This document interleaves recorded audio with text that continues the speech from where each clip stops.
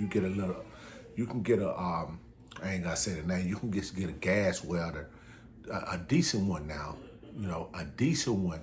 You can get a gas welder for 1,800, a generator, but you gotta buy the lead. So at the end of the day, probably about 2,500. But, and you can just start, if you got a truck, you can just have a regular S10 truck and put it in the back. But you can start just repairing utility trailers. Utility trailers are lawnmower trailers. And when you see them drive down the street, you see a lot of gates off. You see a lot of fenders off. Sometimes the axle will be off. Just on those type of stuff, you can make $500 a day, less than 4 hours.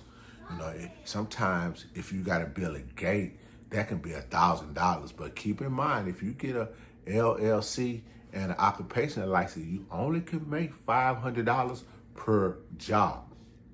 If you're going to if you write taxes and stuff like that off on them, but $500 a day.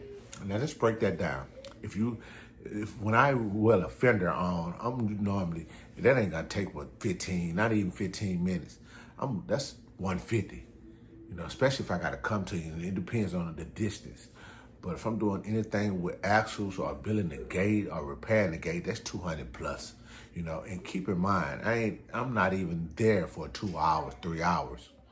So $500 a day, 5 days a week.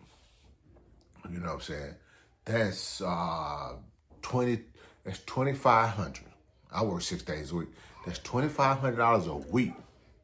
Now keep in mind, that's $10,000 a month. $10,000 a month just repairing trailers. That's all you're doing.